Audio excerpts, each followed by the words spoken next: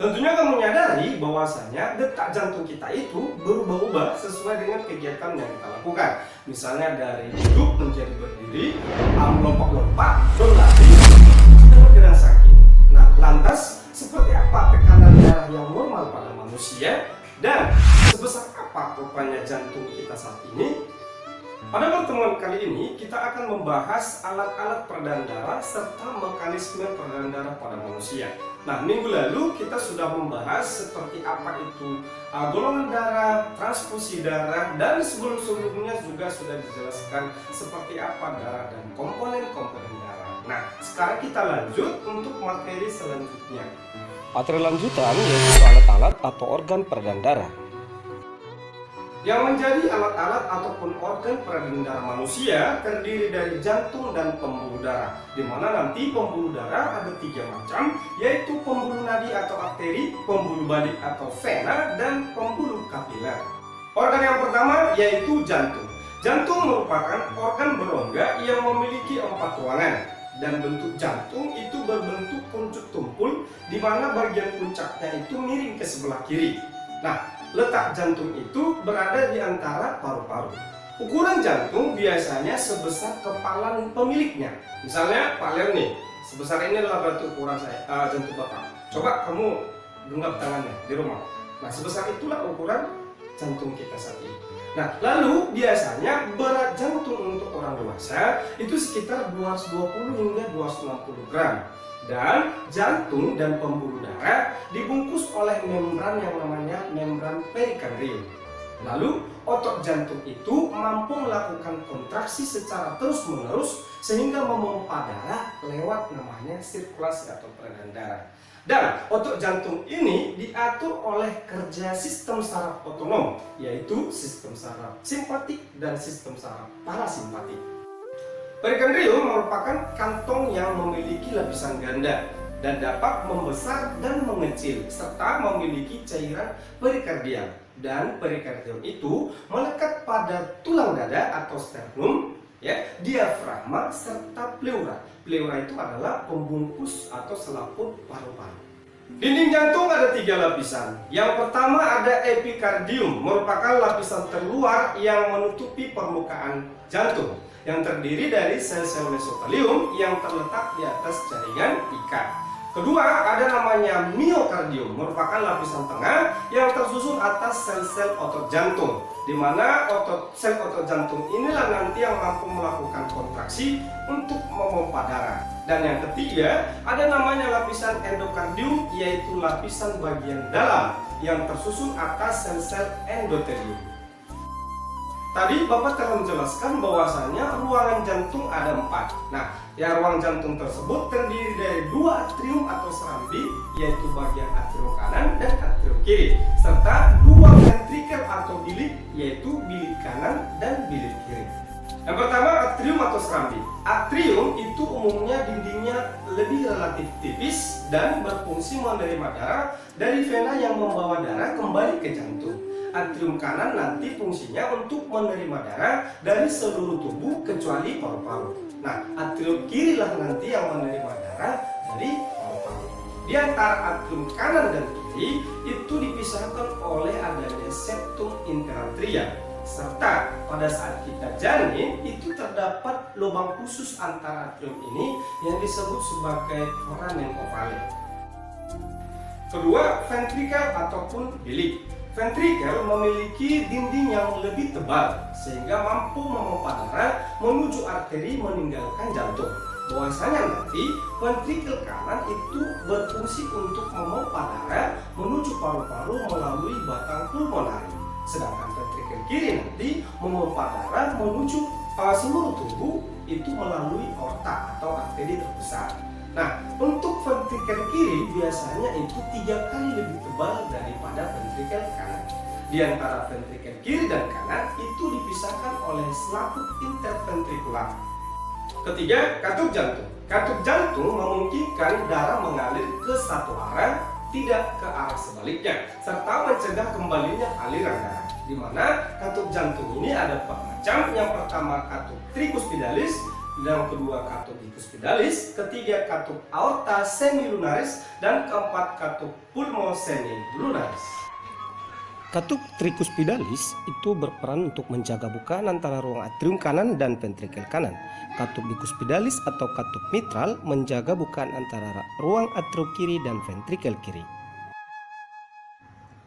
Katup aorta semilunaris terletak di titik asal dari aorta ventrikel kiri dan berjumlah 3 katup.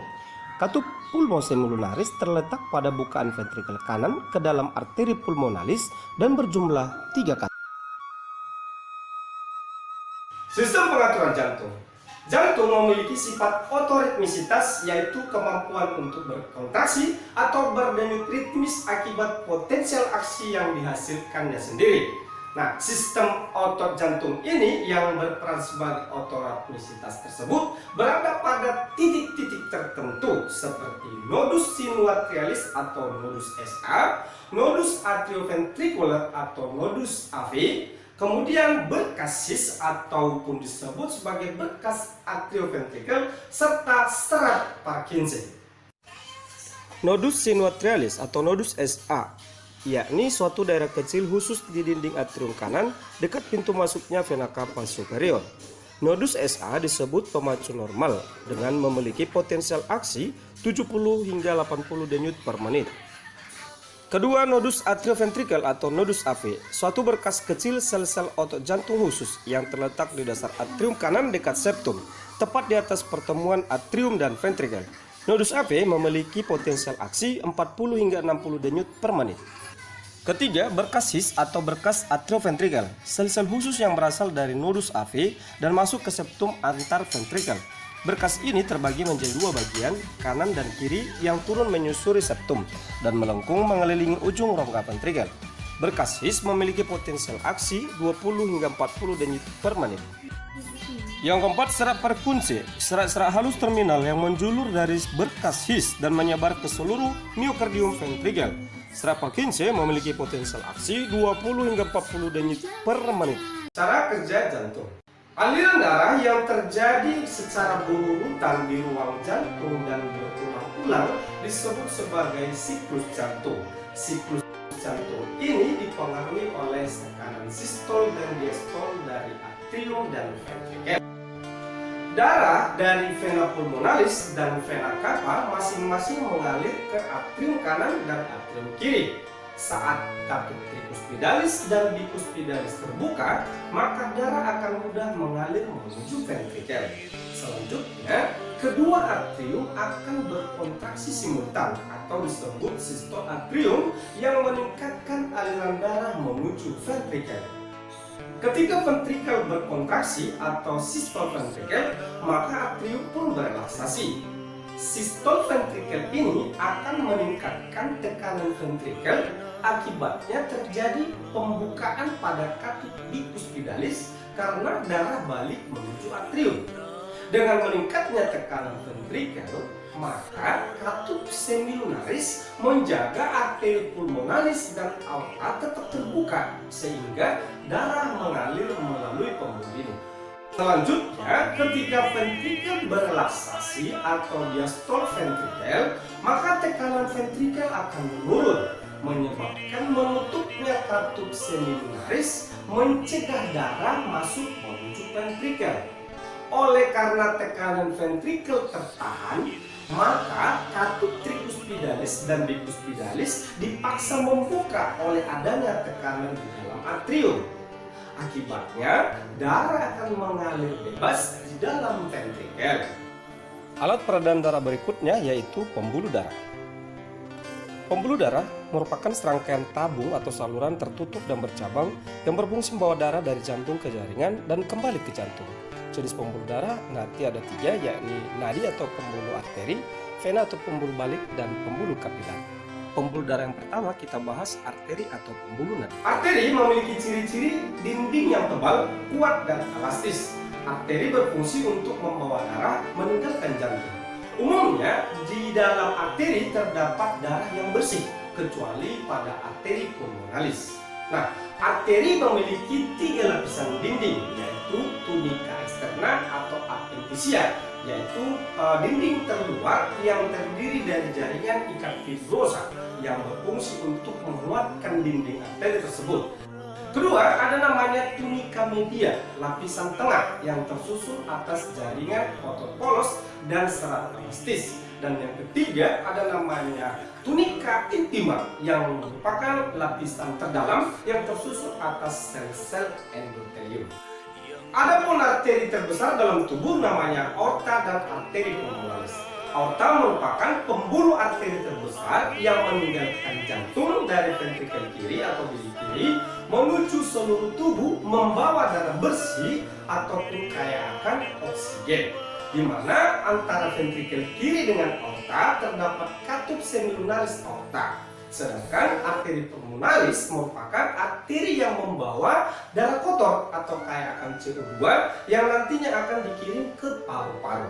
Antara ventrikel kanan dan arteri pulmonalis terdapat katup semilunaris arteri paru-paru. Lalu arteri ini nanti akan bercabang-cabang lagi ke seluruh tubuh membentuk yang namanya arteriola atau boleh disebut arteri terkecil. Nah, lalu arteri memperoleh nutrisi atau zat makanan, sari makanan dari dalam darah itu melalui vasa-vasorum. Pembuluh darah berikutnya yaitu vena. Vena merupakan pembuluh darah yang membawa darah menuju atrium jantung. Bahwasanya di dalam vena itu mampu menampung darah sekitar 75% daripada total darah yang nantinya akan dikirim menuju jantung. Vena terkecil namanya venula dan vena terbesar disebut dengan vena cava. Nah, untuk dinding daripada vena itu sangat tipis namun kurang elastis. Vena cava jenisnya ada dua, yaitu vena cava superior yang letaknya nanti di atas jantung, ya, seperti kepala dan sebagainya. Nah, lalu ada namanya vena cava inferior yang posisinya nanti itu mengalir ke bawah jantung, ke seluruh tubuh di bawah jantung. Nah, lalu ada namanya vena pulmonalis. Nah, dalam pulmonalis ini terdapat nanti darah yang bersih atau darah yang kaya akan CO2 karena didatangkan dari paru-paru. Pembuluh darah berikut yaitu pembuluh kapiler. Pembuluh kapiler sering disebut sebagai pembuluh rambut. Bahwasanya pembuluh ini merupakan pembuluh darah yang sangat tipis dan sangat halus. Nah, karena dia bersifat tipis maka akan mempermudah masuknya atau merembesnya plasma darah ataupun zat makanan dari jaringan ke antar sel. Lalu fungsi daripada kapiler ini biasa menghubungkan antara arteriola dengan venula. Ketebalan daripada pembuluh kapiler itu diameternya sekitar 0,08 mm. Bagian tubuh yang tidak memiliki pembuluh kapiler itu terdapat pada tubuh, pada rambut, kornea mata, serta tulang rawan. Untuk mengetahui perbedaan pembuluh nadi dengan pembuluh balik dapat kita lihat pada tabel berikut ini. Topik selanjutnya, mekanisme peredaran darah pada manusia. Istilah yang digunakan pada sistem peredaran darah manusia ada disebut dengan peredaran darah tertutup, artinya darah selalu berada dalam pembuluh darah. Lalu istilah kedua bahwasannya peredaran darah manusia disebut sebagai peredaran darah ganda, artinya darah itu bisa masuk ke jantung sebanyak 2 kali.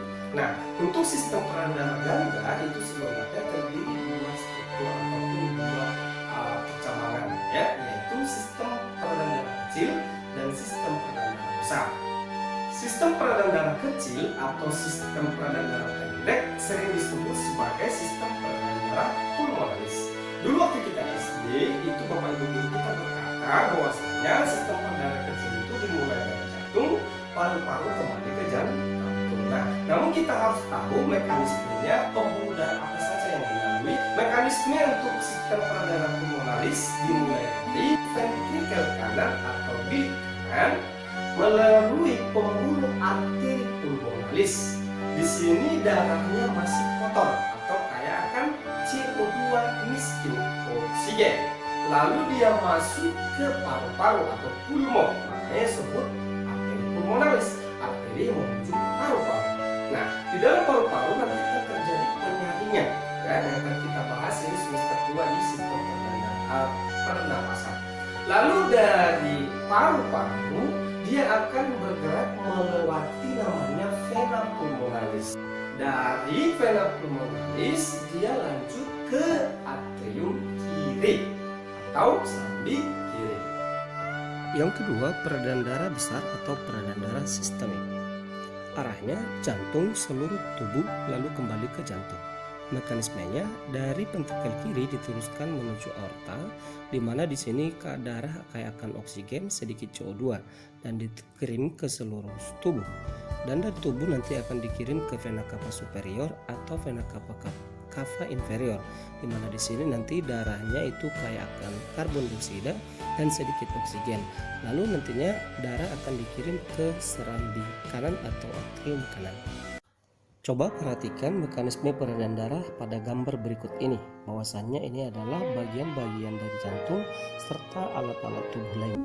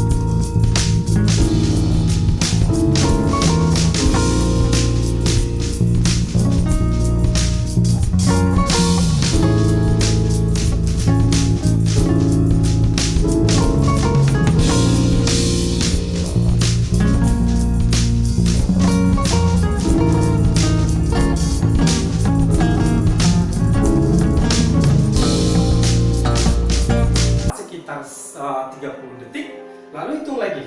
Catat ya, Nah, aktivitas berikutnya berlari ya, berlari dilakukan dulu lari-lari di rumah sekitar 3 menit, lalu cari lagi lainnya, hitung lagi. Dan lakukan lagi aktivitas itu setelah kamu minum air dingin. Ada nggak pengaruhnya?